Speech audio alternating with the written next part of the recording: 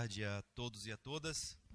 Já fomos devidamente apresentados pelo cerimonial. Agradecer o convite de estar fazendo parte mais uma vez aqui nessa família que é da família da arbitragem. Me sinto muito bem e muito honrado de estar presente aqui. Já fui também chamado a atenção para não usar muito microfone, porque eu adoro microfone, professor. Enfim, a palestra com o tema Autocomposição de Conflitos na Administração Pública, um tema bem intrigante, nós podemos dizer, mesmo com a nova lei de mediação, nós vemos ainda o poder público muito reticente nessas questões e eu estou realmente muito afim de escutar essa palestra. O palestrante é o professor Charles Machado, advogado, professor universitário, consultor jurídico no Brasil e no exterior nas áreas de Direito Tributário e Mercado de Capitais, pós-graduado em Direito Tributário Internacional, membro da Academia Brasileira de Direito Tributário e membro da Associação Paulista de Estudos Tributários, presidente da Câmara de Mercado de Capitais e Comércio Exterior da FEComércio, autor de diversas obras de direito. Com a palavra, o professor Charles Machado.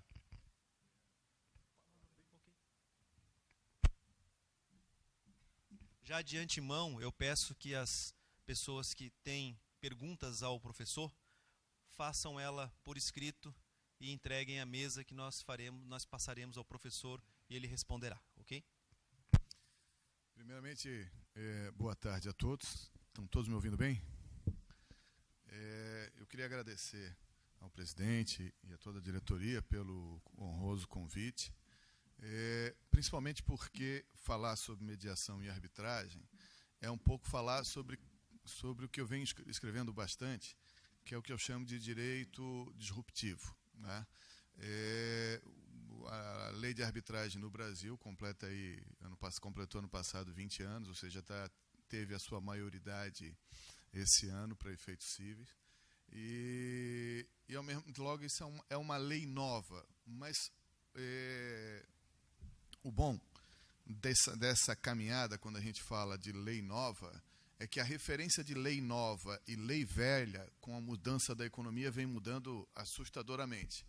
Tentem imaginar o seguinte: quase todos os aplicativos que vocês usam nesse momento não existiam há 5 anos atrás. Há 7 anos atrás não tinha Facebook, há 5 anos atrás não tinha Instagram, há 2 anos atrás não tinha Snapchat, e nesse exato momento, dessas empresas aí, 2 que eu falei são entre as 6 que mais valem no mundo. Então, esse primeiro desafio da discussão jurídica passa por um entendimento de que mundo é esse que nós vivemos. Nós não podemos trabalhar com novos institutos jurídicos com um olhar para trás. Esse tem sido sempre o grande equívoco pela formação do direito. Como o direito é sempre uma aplicação pretérita, ou seja, eu aplico hoje a norma de uma conduta realizada no passado, quando eu estou chamando isso num processo, na lide, eu automaticamente estou sempre caminhando, olhando para trás. É por isso que os movimentos disruptivos têm esse problema. Ou seja, quando surge algo como Uber, eu não sei do que vou tratar. Vamos tentar imaginar como é que eu regulamento o Uber hoje.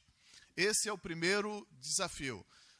De que maneira que a administração pública e alguém vai dizer, como é que nós vamos trabalhar nesse caldo aí? Ele começou na economia disruptiva, como é que ele vai chegar na mediação e de arbitragem? Fica calmo que a gente chega lá.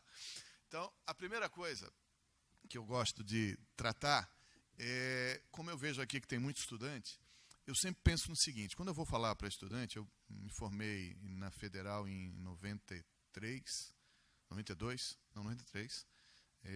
e eu atuei desde 1988, quando eu entrei na Federal, já na Secretaria da Fazenda. Então, o Agripino, por exemplo, me conheceu dando uma palestra para ele, eu acho que já deve fazer quase 20 anos, né, Agripino?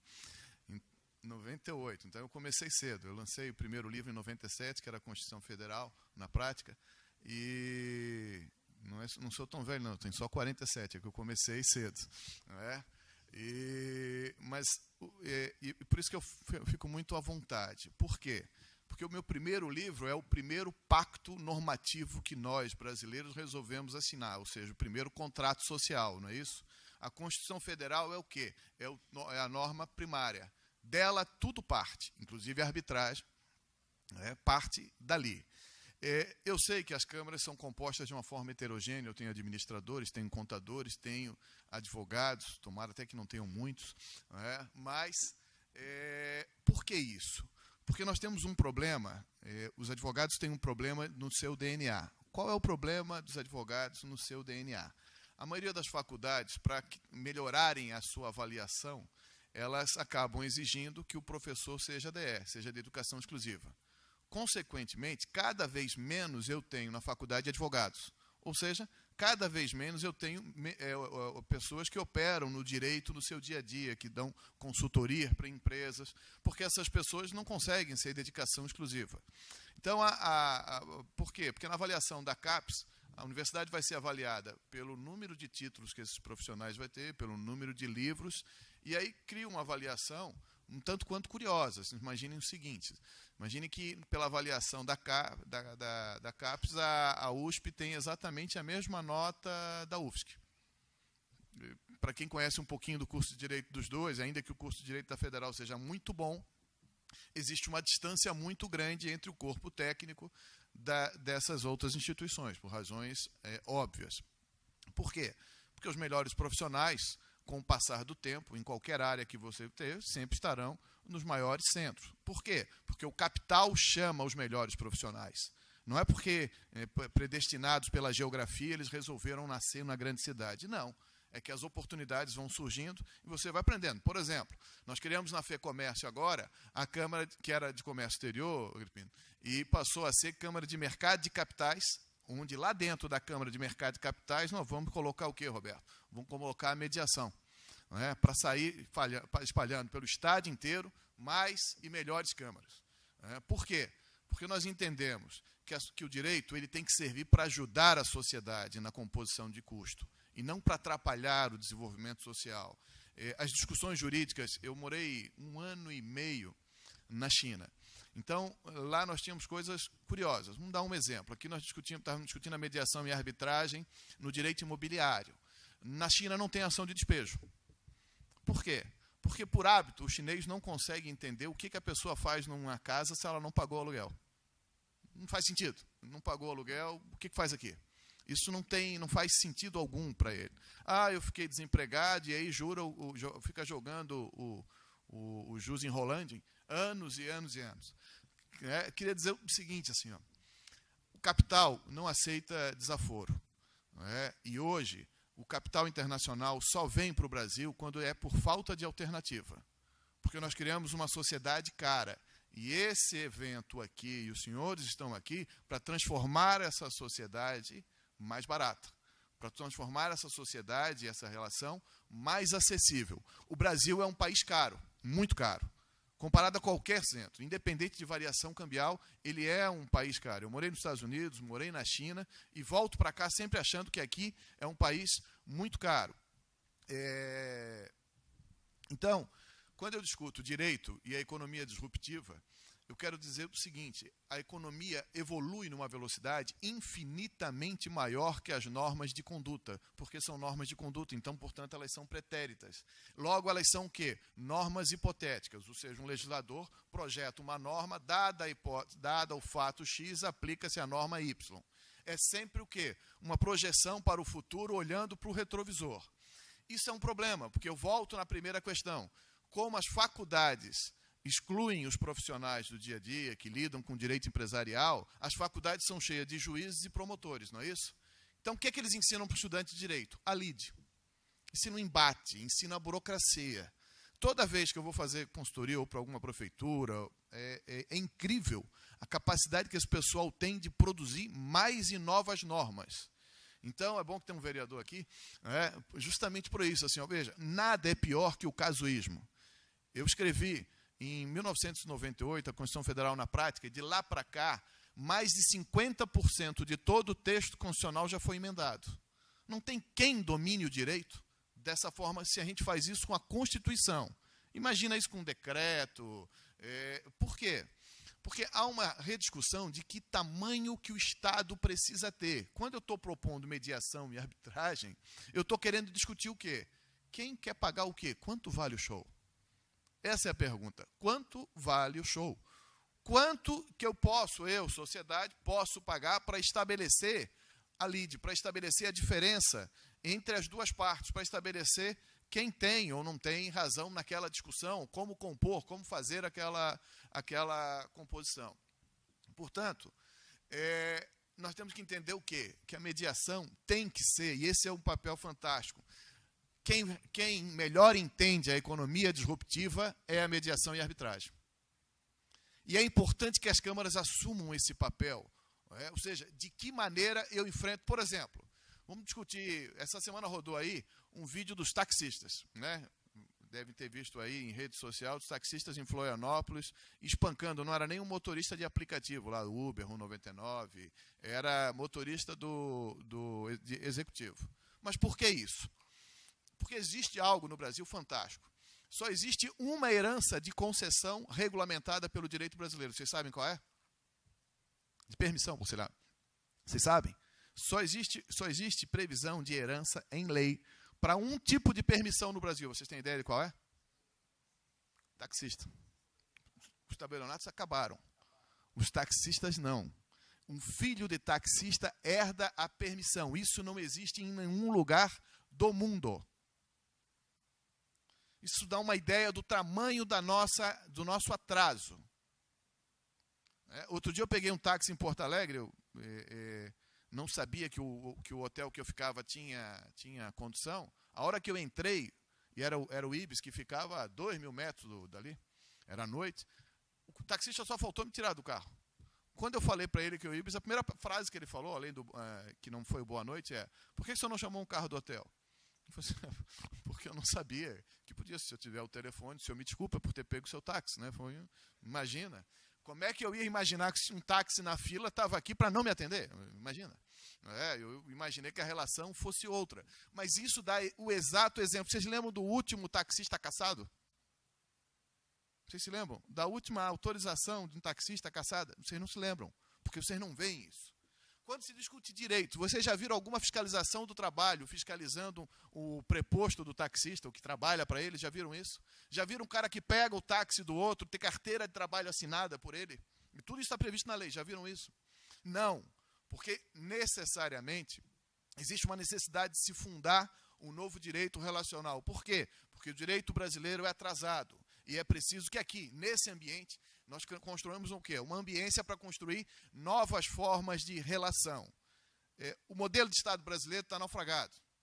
Quando a gente fala em recuperação da economia, eu acho isso muito engraçado. Porque quando a economia está tão no chão, que quando um pouquinho que tu recupera, tu já acha que está bem, mas tu estás com os mesmos dados de 6 anos atrás. Veja, a economia brasileira não volta para o mesmo patamar de 3 anos atrás tão cedo, por uma razão muito simples. Por uma razão muito simples. Pela primeira vez na história brasileira, nós temos uma crise fiscal junto com uma crise econômica num Estado sem capacidade de intervenção na economia.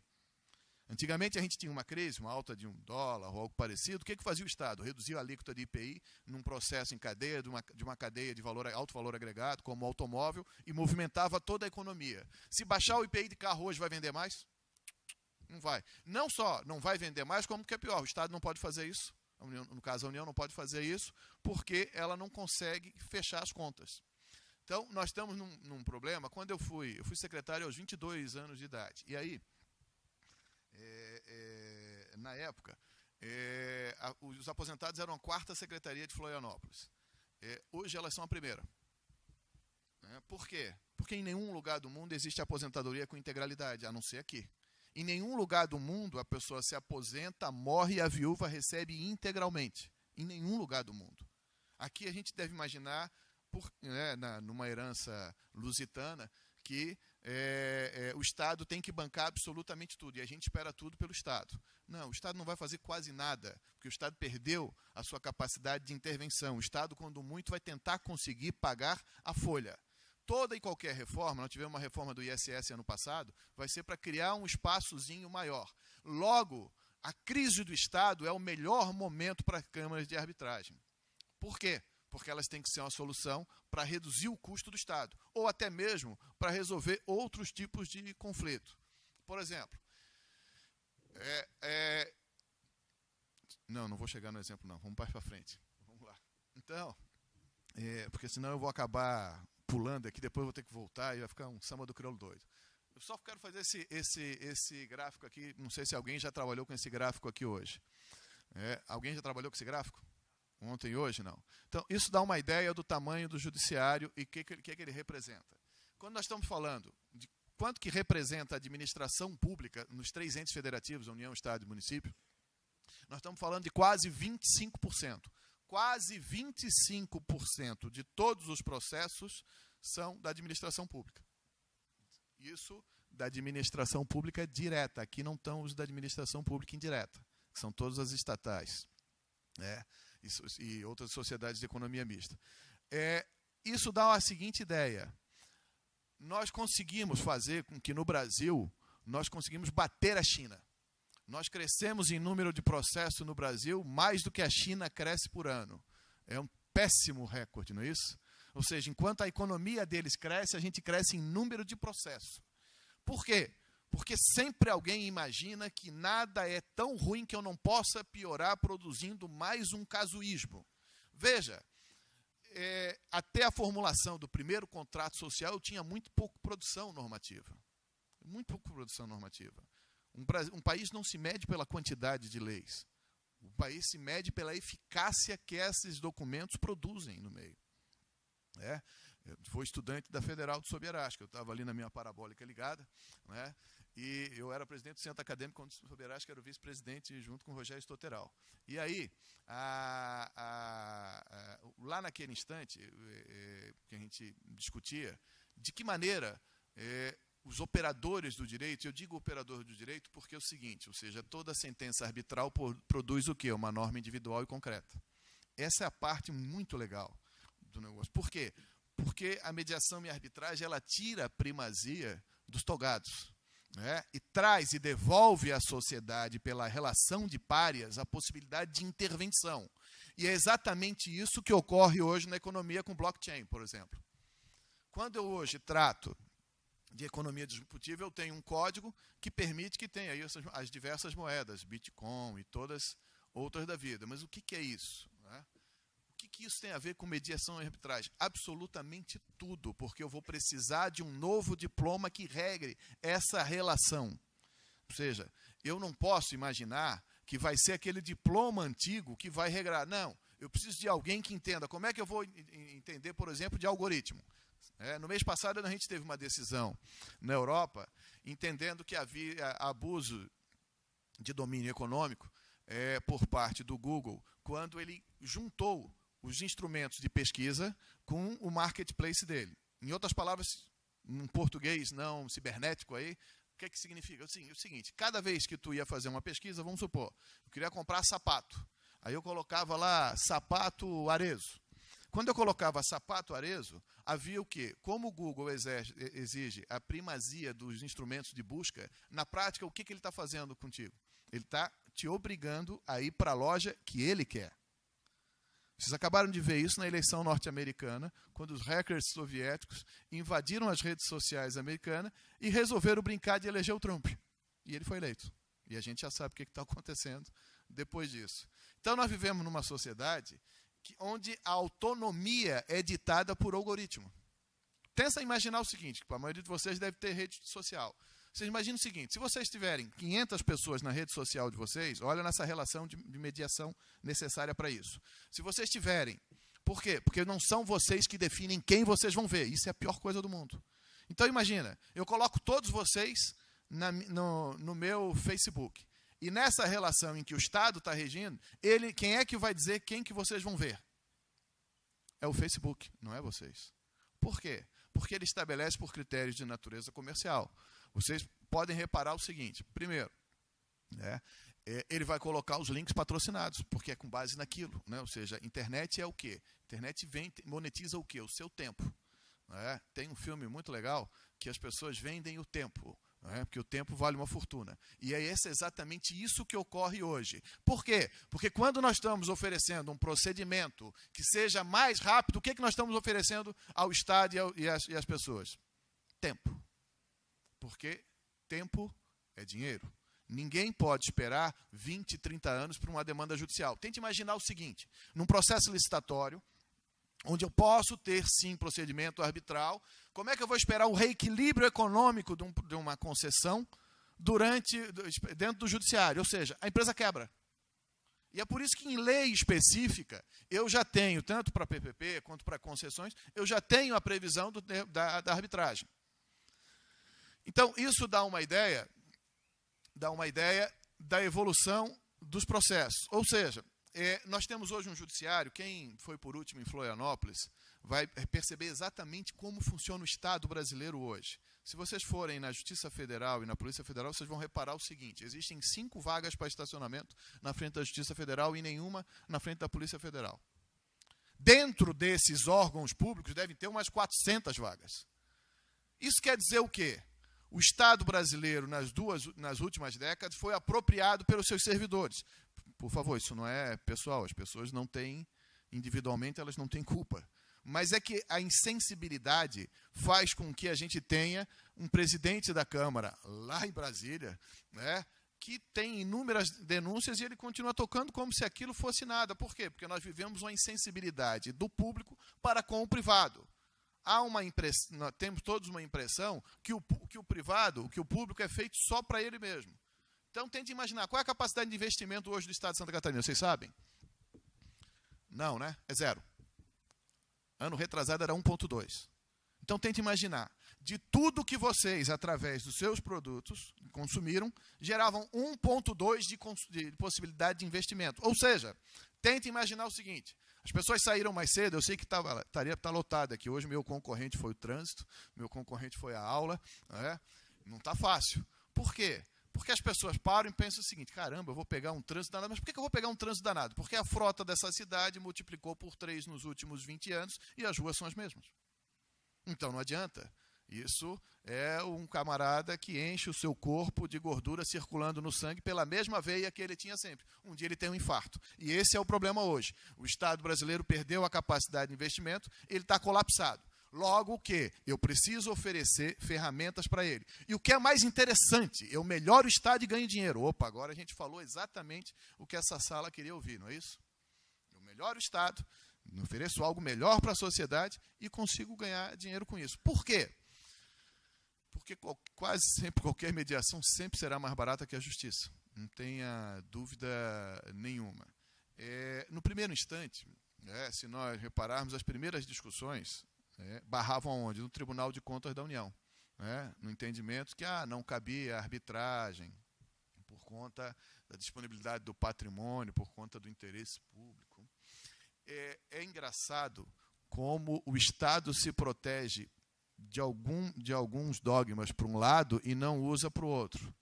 Ou seja, quando o Estado resolve fazer as concessões dos aeroportos e financiar quase 100% pelo BNDES, ali não tem disponibilidade do público. Não é? Vocês reparem o seguinte, olha só, o aeroporto do Rio, do Galeão, tu é carioca, né? O aeroporto do Rio foi vendido por 12 bilhões. Isso é 3 vezes o que a Vale do Rio Doce foi privatizada. Vocês já fizeram essa conta? Um só aeroporto, com um faturamento de 1,2 bi por ano, que é o Galeão, foi vendido pelo valor de 3 vezes a Vale do Rio Doce no processo de privatização. Isso quer dizer o quê? Que essa conta não vai fechar nunca. Nunca, porque eu tenho que pagar. E aí foi exatamente isso que a gente acabou de ver. Regrado por quê? Por arbitragem. Tentem imaginar a concessão do aeroporto de Guarulhos se não estivesse sendo regrada por arbitragem. Imagina, aquele caos que ia ficar. A administração antiga não pagando, a outorga, não querendo investir, parando, e fica naquele empurra. A Henan, que é a sócia chinesa do aeroporto, assumiu a operação.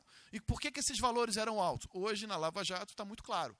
O valor era alto porque o BNDES ia financiar, essas empresas pegavam financiamento no BNDES e pagavam para os seus algozes, parceiros, lá fora. Né? Essa era a operação. Por isso que saía tudo caro. E por isso que estão devolvendo. Foi devolvido Viracopos, vai mudar Guarulhos e por aí fora. Por quê? Porque a conta não fecha. Então, eu preciso o quê? De um procedimento que seja célere, que seja rápido. Aqui está uma divisão, eu posso depois mandar para vocês Esse arquivo aí eu deixo para a secretaria do evento e dessa apresentação e pode ser utilizada. Muito bem. Então, aqui está exatamente o espelho, isso aqui é de 2016, é exatamente o espelho do custo e de como é dividida a justiça hoje no Brasil. Muito bem. Ou seja, o que a gente vê? Que é uma justiça que não funciona, e não é por conta de salário, né? Acho que pelas redes sociais e até as páginas de transparência são claras. Né? A justiça não deixa de funcionar por salário. Aí cria uma coisa bem engraçada. Outro dia eu escrevi um artigo que Steve Jobs jamais seria brasileiro. Aí eu falei, mas por que o Steve Jobs jamais seria brasileiro? Bem, o que eu preciso para abrir uma empresa aqui da prefeitura? Alvará, vários. Muito bem. Agora, consegue imaginar numa zona residencial eu criar a Apple? Não, né? Então a Apple jamais seria brasileira, porque aqui nós somos muito inteligentes. Né? Aqui nós travamos toda a geração de emprego.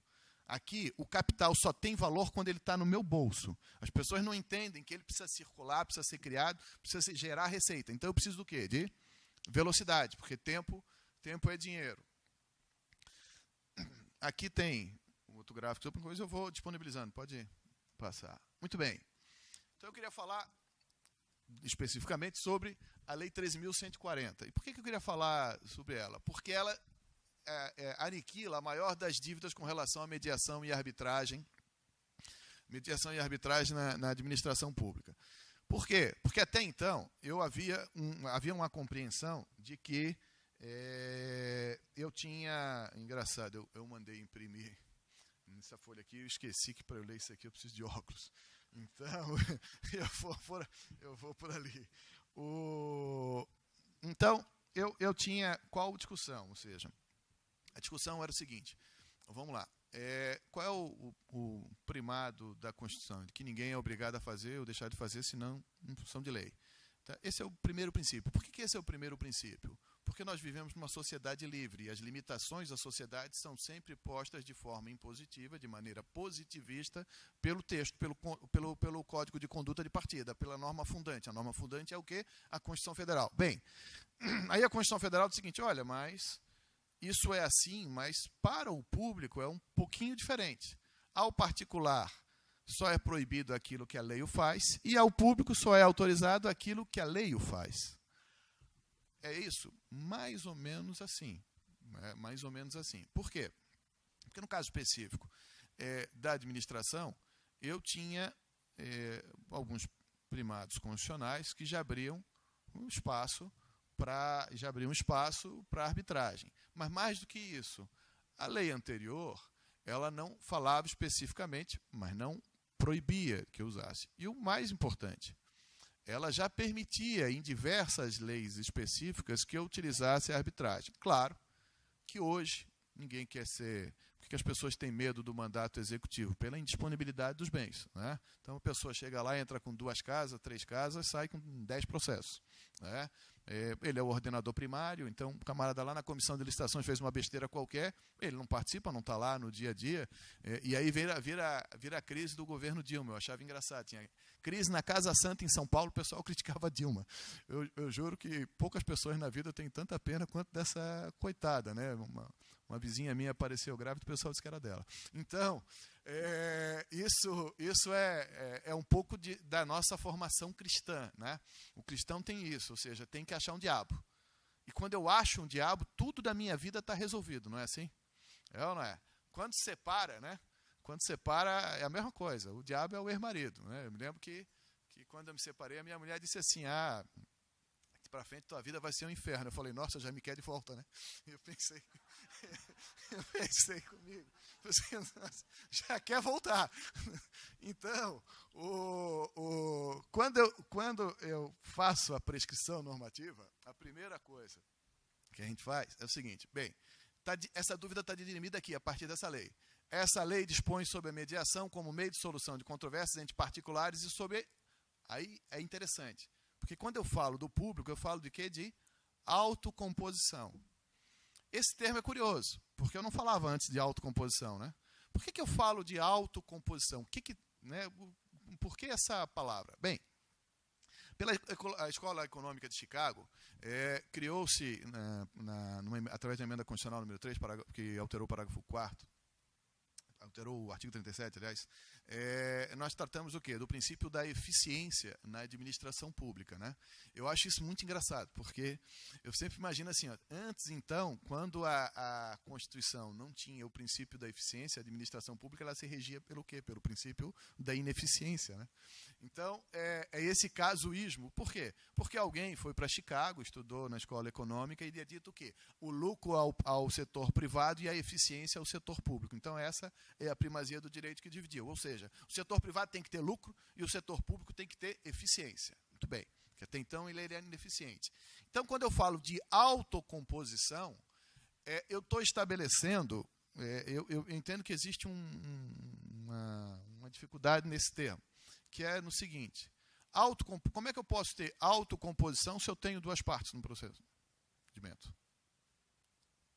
Se eu vou ter duas partes, de um lado o Estado, do outro lado um particular. E até que eu crie, né, por lei específica do município e do Estado, uma Câmara de Terceiro, né?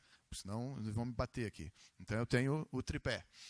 Então, mas estabelecemos o seguinte, ou seja, a lide está consumada ali, eu tenho, então não se trata de autocomposição. Bem, eu diria o seguinte, dentro do processo a gente tem o quê? O despacho saneador, né? E eu penso que o processo custa caro para todo mundo. Para todo mundo. Vamos dar um exemplo só. Todo ano, toda rede social, vocês escutam uma monteira de besteira, por exemplo. Besteira número 1. Se cobrassem toda a dívida tributária, não precisaria de reforma tributária. Vocês já olharam quem é que deve? Vocês já repararam que entre os 10 maiores devedores, 4 são públicos? Ou seja, é o próprio governo? Vocês já repararam que os outros 6 que são devedores, 3 não existem mais? Então, eu costumo dizer que a gente na vida conta uma grande mentira só falando verdade. Um exemplo, tem um comercial da Folha de São Paulo que falava, era um comercial bem bacana, bem simples, um dos mais premiados no mundo na história da publicidade. O comercial fechava a câmera e botava num ponto assim, era um jornal, botava num ponto pretinho. E aí falava, esse homem pegou uma inflação de 1.700 e transformou em 60, esse homem construiu não sei quantas estradas, e foi falando tudo de bom que esse homem tinha feito.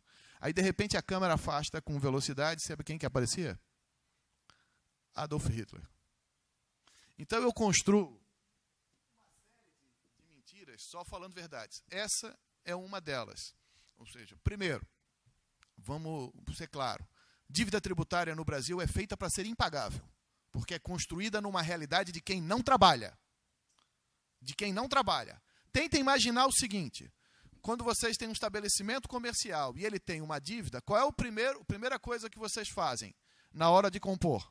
Vão reduzir multa, vão reduzir juros e fazem qualquer coisa para receber aquele negócio, não é isso? Para receber aquele valor. Muito bem. Como é que funciona no Estado? E aí eu quero discutir a questão da disponibilidade do patrimônio. Ou seja, lembra disso, dívida ativa, certidão de dívida ativa, dívida tributária, aliás, goza de presunção de liquidez e certeza. Logo, se ela goza de presunção de liquidez e certeza, eu não posso disponibilizar. E aí eu já adianto o primeiro grande embate dessa lei. Ela não trata de matéria tributária. Ou seja, eu não vou poder discutir dívida tributária de forma direta através dela. Eu posso criar outras discussões? Posso, mas eu já chego lá nesse outro exemplo. Ou seja, eu não vou poder aqui dizer assim, não, peraí, será que não dá para a gente instituir uma Câmara em cima das CDAs aí e propor um acordo? Bem, eu penso que tem uma janelinha. Mas lembre-se disso. Todo perdão de dívida, ela se dá ou por anistia ou por remissão. Anistia quando eu estiver falando das obrigações acessórias, multas e juros. Remissão quando eu estiver falando do principal. Muito bem. Aí, de novo, eu construo uma grande mentira. Tudo quanto é jornal diz. Renúncia fiscal é de não sei quantos milhões. Eu fui fazer um debate com o pessoal do Tribunal de Contas e na CBN, e a primeira coisa que...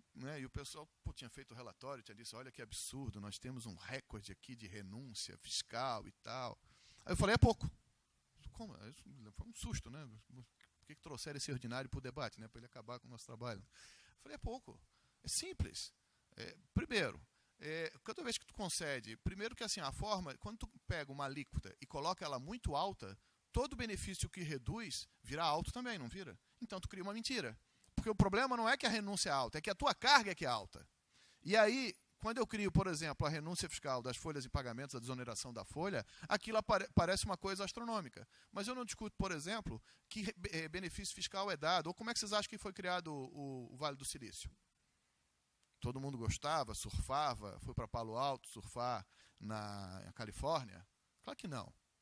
Nenhum polo tecnológico no mundo foi criado sem incentivo fiscal. Se vocês chegarem, por exemplo, em Nova York, aquela área ali, onde o Robert De Niro é de lá,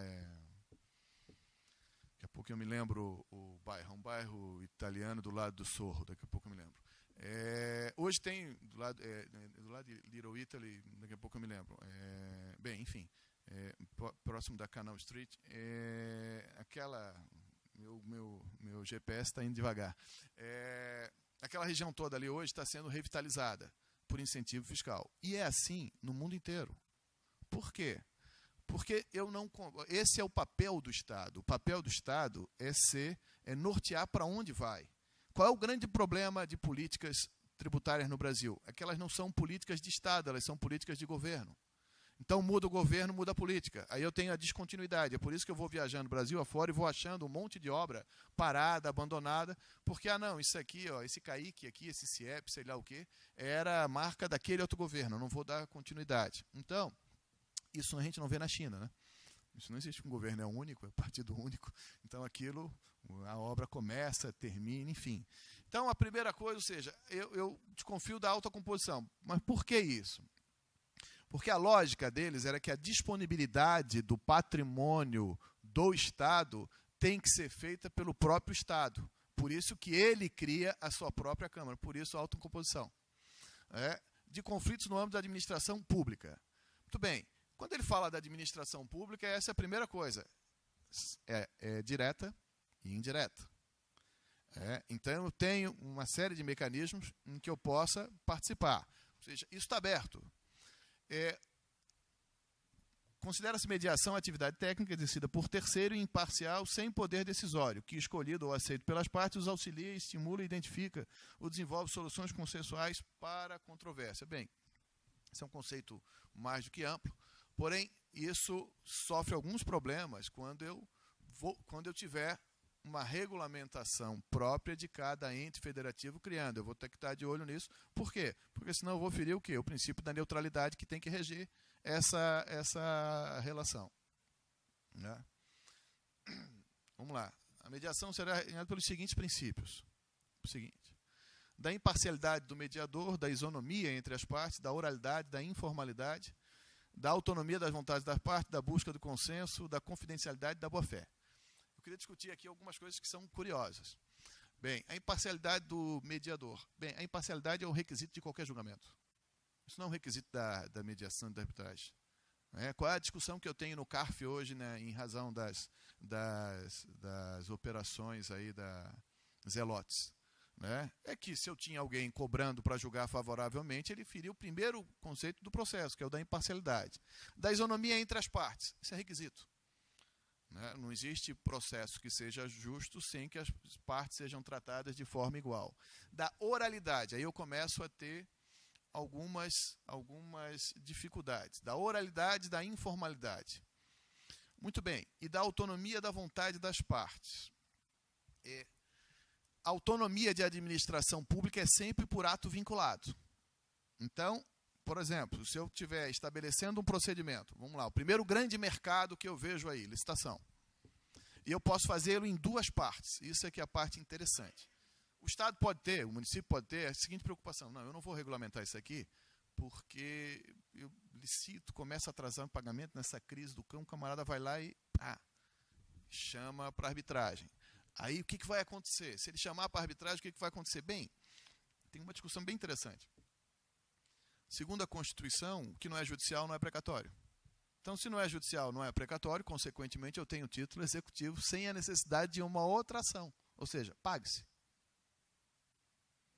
Isso é o paraíso para o fornecedor de estados e municípios. E, ao mesmo tempo, no médio prazo, representa o quê? Uma redução de custo, consequentemente, uma redução do preço que estados e municípios vão pagar por esse serviço ou por esse produto. Eu preciso estabelecer uma relação que dê velocidade, que dê celeridade. Senão, o que vai acontecer? Olhem os editais de quem ganha a licitação hoje. Duvido quem compre algum produto daquelas pessoas que estão vencendo a licitação. Porque virou um samba do crioulo doido aquilo ali. As pessoas acham que não vão pagar, que não vão receber, aí começa a sacanagem. Aí, o que a gente mais vê? Alguém dizendo que entregou o que não entregou, alguém dizendo que entregou um produto X quando era o produto Y e por aí afora. Bem, no caso da licitação, o primeiro movimento que eu tenho que fazer aqui é eu posso testar esse modelo. Né? Posso contratar a Câmara, não há requisito de licitação, isso é um fato curioso. Né? Eu não tenho requisito de licitação, mas por proteção eu credenciaria 3 câmaras para atuar na cidade. Hoje alguém me perguntava aqui no intervalo, aqui em Brusque eu sou a única, por que eu não falo, né, Janina, com o prefeito e tal? Assim, eu acho que na mediação e arbitragem está tendo uma oportunidade única na história brasileira. E ela tem que se autoafirmar por um processo que seja diferente de tudo que a gente vê na justiça. Ela tem que ser rápida, ela tem que ser eficiente, ela tem que ser barata, e logo ela não pode perder a oportunidade. Então, por isso que ela tem que ser, para ela ser imparcial, ela tem que ser independente. Eu tenho um caso no mercado de capitais em que um correspondente bancário tinha uma escolha de uma Câmara no Rio, e o que acontece? Eu fui acionar, a Câmara não existe mais, ninguém sabe. O contrato foi celebrado há 4, 5 anos atrás. Então, isso é um problema na criação de câmaras. Por quê? Porque na pressa de criar as câmaras, cria-se câmaras que não têm autonomia financeira, não têm possibilidade. Aí eu escolho isso num contrato, que é pior. Então, a primeira orientação que eu dou para esse caso definam pela arbitragem, sem a necessidade de definir qual é a Câmara.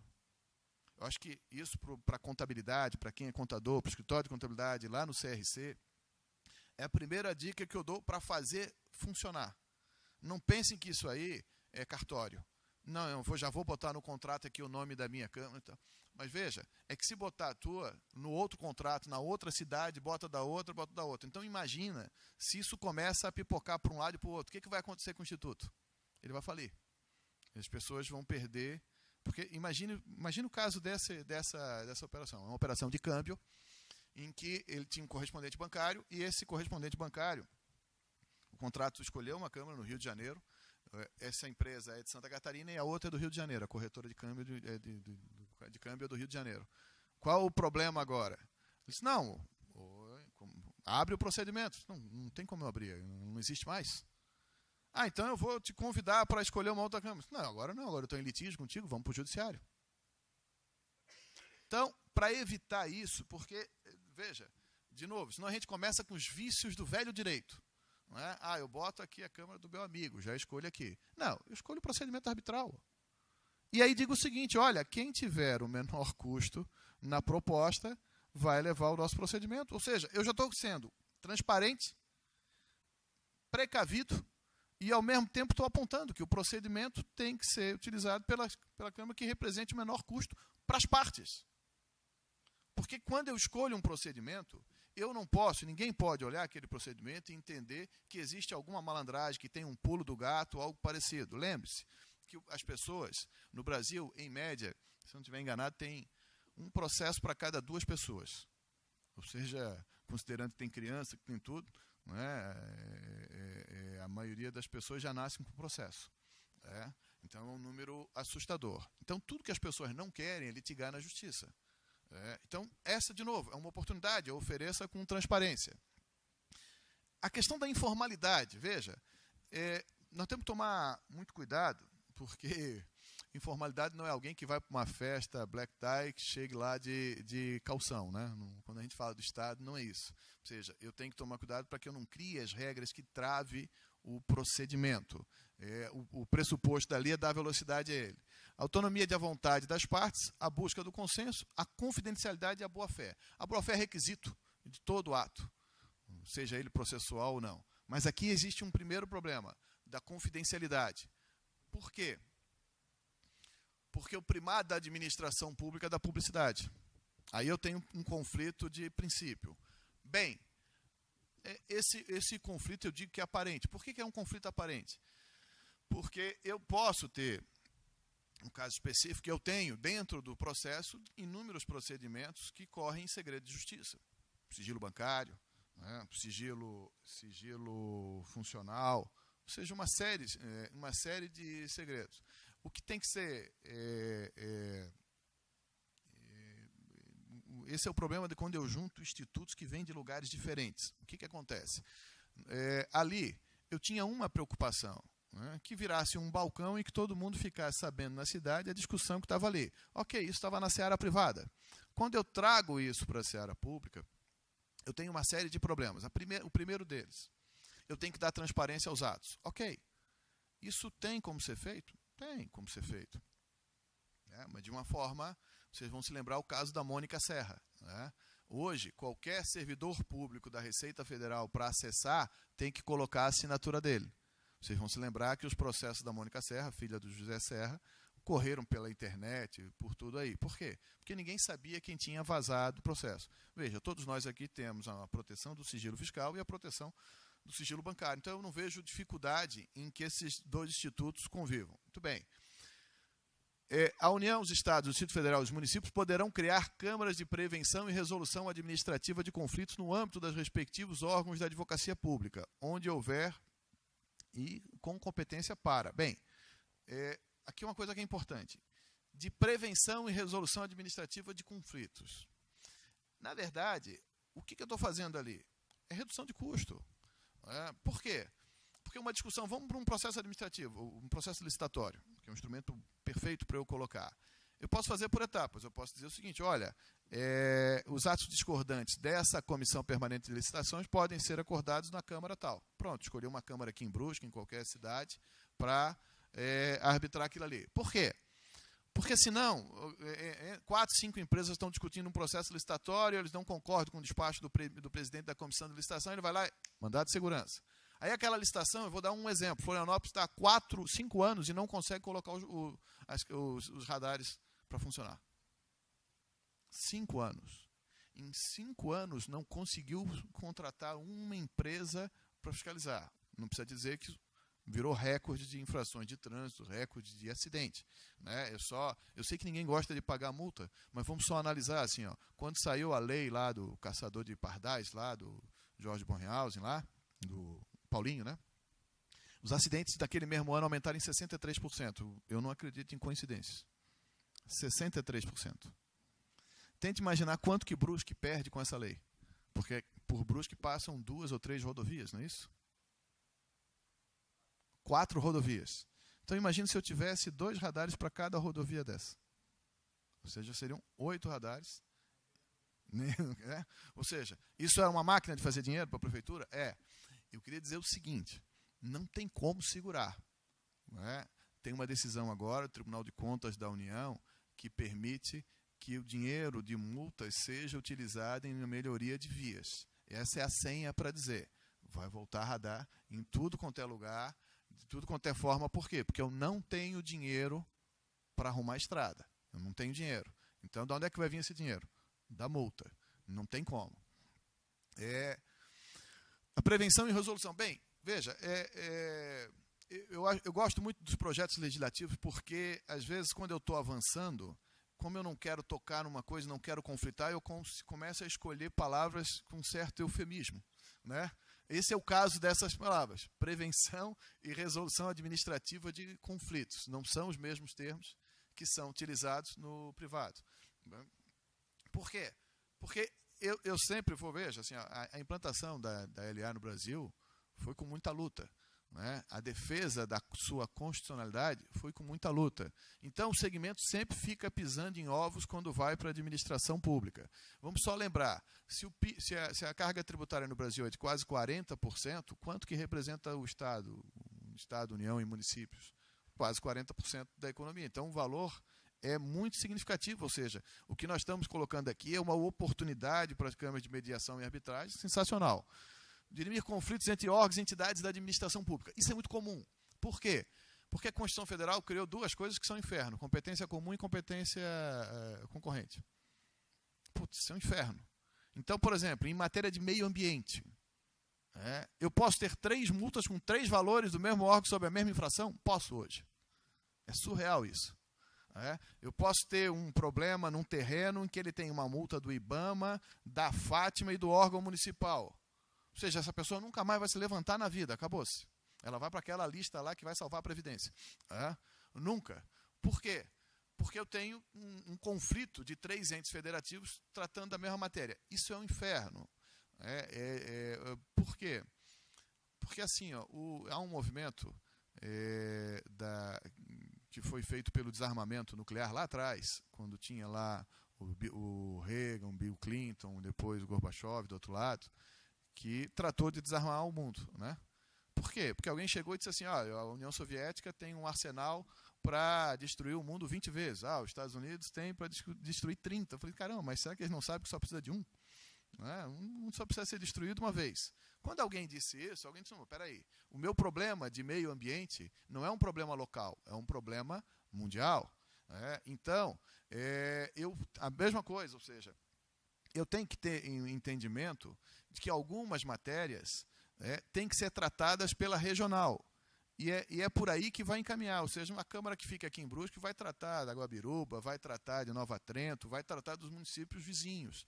E é fundamental que as entidades empresariais e as entidades da sociedade civil organizada abracem a sua Câmara para que ela tenha legitimidade frente ao poder público municipal. Quando eu fui secretário lá em Florianópolis, eu tinha 22 anos, eu falei, mas se der um problema, não tem carro, não tem casa, não tem nada, eu vou para a cadeia novo, assim, né? Isso é um inferno, né?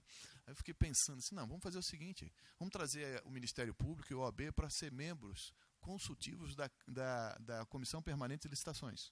Foi uma maravilha, nunca tive um problema. Porque o Ministério Público estava ali, a OAB estava ali, quem que ia discutir? Avaliar a admissibilidade de pedidos de resolução de conflitos. Bem, lembre-se que o ponto de partida é sempre a avaliação da admissibilidade. Promover, quando couber, a celebração de termo de ajustamento de conduta. Isso aqui é interessante. Por quê? Porque eu posso utilizar isso aqui. Vamos lá. As receitas são primárias quando tratam de tributos e de poder de polícia. Termo de ajustamento de conduta pode ser muito bem utilizado aonde? Numa obra irregular? Aí eu vou discutir. Pode, mas como? Se é poder de polícia.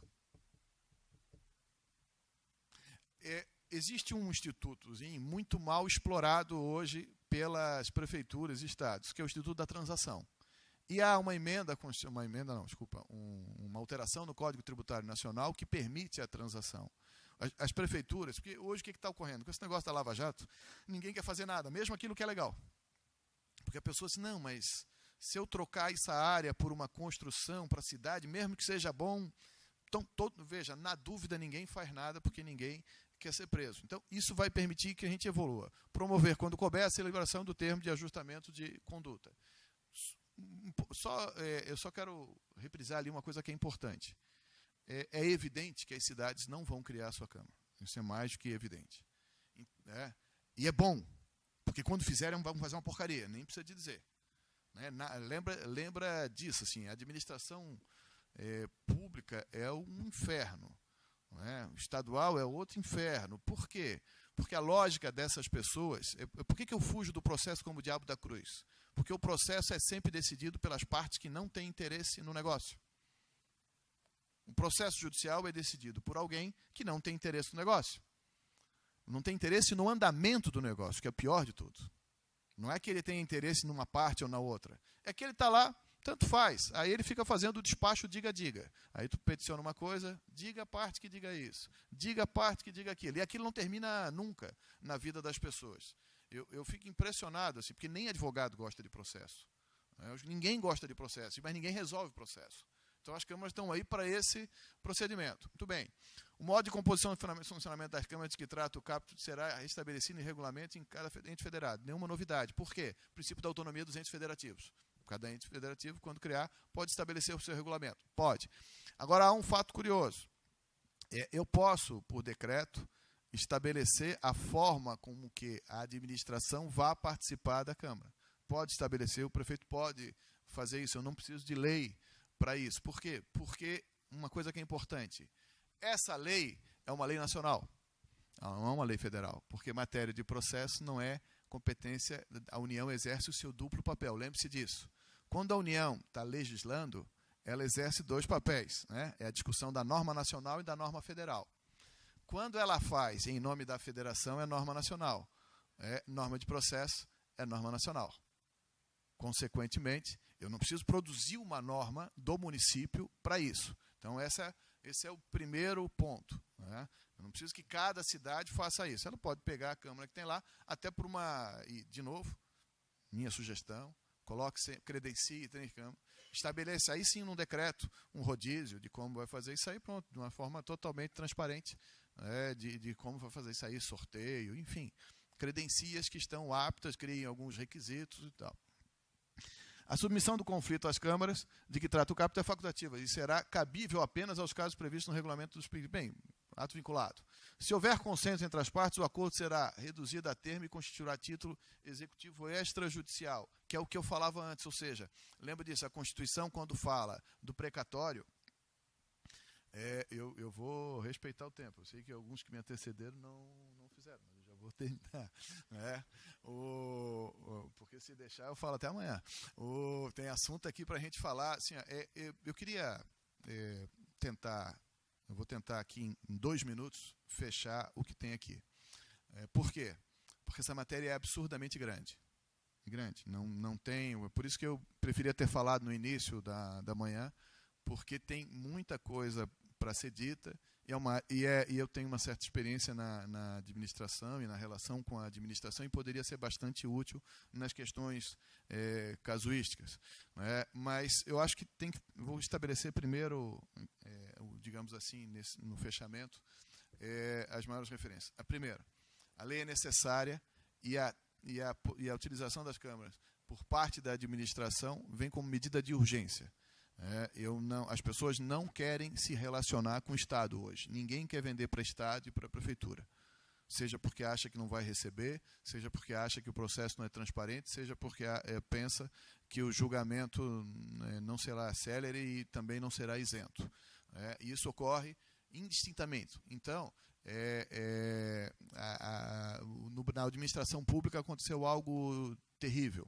Eu tinha um amigo que era deputado, que já morreu, uma crise de depressão, se matou, e ele era deputado estadual, e ele dizia que a política era algo terrível, porque ele tem que ser sempre uma coisa que nem sempre ele que é simpático, e que ele sempre aparece uma coisa que ele não é, que era ladrão.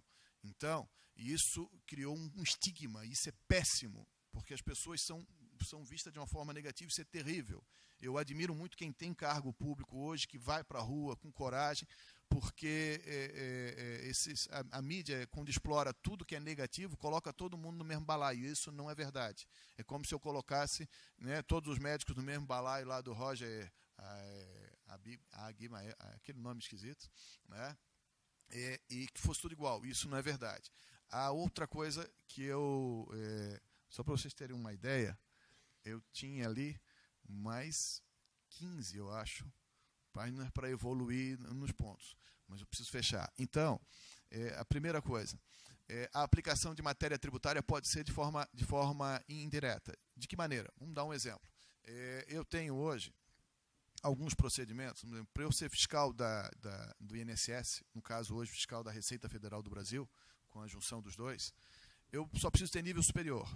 Eu advoguei para a Casan num processo em que a fiscal discutiu o índice de periculosidade nas unidades da Casan. Então, ela entendia que em cada unidade da Casan tinha que ter um engenheiro de segurança do trabalho.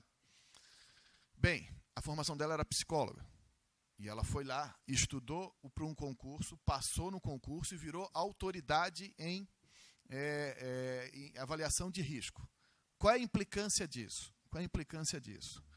Se eu altero o risco, altero o quê? O índice da contribuição social. Então, eu posso sim ter uma discussão para dizer o seguinte: olha, eu pedi que me fosse qualificado pelo órgão competente, porque o que acontece? Assim, as perícias em matéria administrativa nem sempre são dadas. Aliás, na maioria das vezes não são dadas. Isso quer dizer o quê? Que eu só vou ter perícia lá no processo judicial, e aí é o problema. Se eu tiver a perícia, se ele me nega a perícia aqui, eu posso pedir o arbitramento. para que alguém na Câmara, um profissional, e diga assim, olha, aqui eu tenho um caso específico, e o município, se faz isso, ele não só evolui, como reduz seu custo. Por quê?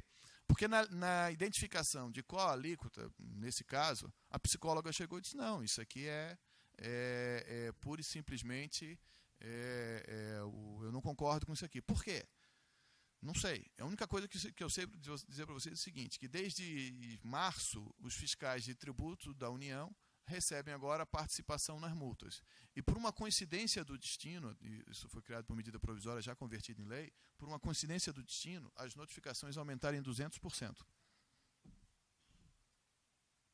Então, celeridade, redução de custo e muita vontade de inovar. Era isso que eu ia dizer para vocês. Muito obrigado e bom fim de semana.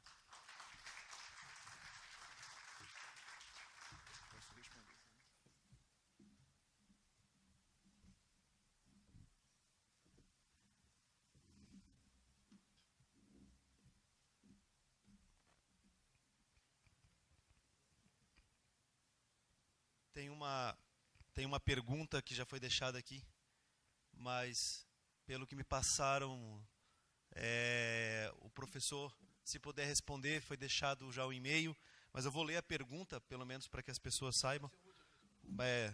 Braulio Rodrigues Rocha, CREA de Santa Catarina.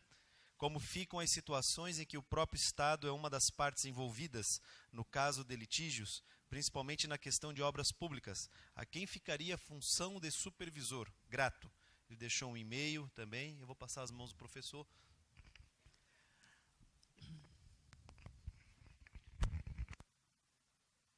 Alô? Bem, esse é o objetivo justamente da lei, né? Estabelecer o procedimento arbitral, mesmo quando o Estado é parte, né? O caso específico, por exemplo, vamos analisar, por exemplo, como é que ficam as questões indenizatórias do direito de calçada. Essa é uma discussão interessante. Eu posso estabelecer um procedimento administrativo, porque pouca gente sabe que é o seguinte, a calçada é responsabilidade do dono, né? Do proprietário, apesar de ser uma área de uso comum, né? Uma área pública de uso comum. Como é que fica isso nas calçadas de praças, que é o caso? Né? Porque do particular eu sei, eu entro com uma ação. Agora, como é que funciona isso? Eu poderia resolver isso num procedimento administrativo. Agora, eu deveria aperfeiçoar hoje a possibilidade da transação, porque o Estado está em crise e mais do que um processo demorado, o Estado às vezes pode receber em serviço, em mercadoria, ou seja, eu preciso dar essa... Quando eu era estagiário na Secretaria da Fazenda, houve a enchente de Blumenau, e no governo na época do Esperidião a mim, a gente criou lá, em duas oportunidades, 84 e 87, a possibilidade da ação em pagamento como modalidade de transação, porque as empresas de Blumenau, debaixo da enchente, não tinham como pagar. Aí atribuiu-se lá uma lista de itens e as empresas podiam pagar com leite, colchão, enfim, com uma série de itens que já tinham um preço fixado. Isso é fundamental. Assim, o Estado vai ter que ser muito hábil. Quando eu digo Estado, eu falo União, Estado e Município. Vai ter que ser muito hábil para criar novas receitas. Não tem como. A crise fiscal é só o início. Obrigado, professor, e apenas fazendo um adendo na sua belíssima explanação. Eu vim da área arbitral, acabei me apaixonando também pela área pública e estou hoje no meu segundo mandato já como vereador aqui na cidade de Brusque, minha segunda presidência também nessa gestão, e a gente acaba conhecendo um pouco o aparelho público e a gente sabe da dificuldade que é o aparelhamento público. Como gestor, eu sou um gestor público como presidente, eu abro uma licitação e a empresa que ganha para entregar computadores para a Câmara de Vereadores de Brusque fica no Rio Grande do Norte, porque a legislação é nacional e eu não tenho como adaptar para que as empresas locais ou próximas tenham algum benefício para poder ganhar essa licitação. Nós estamos numa discussão agora, como o Estado é burocrático. Nós vivemos numa cidade que Brusque não tem agricultura, mas as cidades pequenas ao redor vivem da agricultura. E o produtor de leite, queijo, pão, nata de Guabiruba, de Botuverá, não pode vender seu produto em Brusque, Porque a vigilância sanitária municipal é uma legislação, a estadual é outra e a federal é outra. E para que eu tenha um selo único chamado SIM, eu tenho que ter uma lei federal que autoriza a estadual para autorizar a municipal. E a gente não consegue juntar os selos. Hipoteticamente falando, a Vigilância Sanitária de Brusque acabou de apreender 500 quilos de queijo aqui de Botuverá, muito melhor do que o industrializado, e jogou fora. Por quê? Porque não tinha um selo. Então, essas burocracias que o... Coitado do produtor. Essas burocracias que o Estado tem, é que muito a arbitragem poderia ajudar, a mediação poderia ajudar, desde que a lei não fosse tão burocrática. Mas eu quero agradecer o palestrante e já passar diretamente os trabalhos para a federação. Bem, nós agradecemos a palestra, ao nosso coordenador. Eu convido o nosso colega Wilson Schneider para fazer a entrega do presente para o palestrante e o coordenador da mesa. Árbitro também atuante há muitos anos, né, Wilson? E integrante da Câmara de Brusque. E o vice-presidente na atual gestão.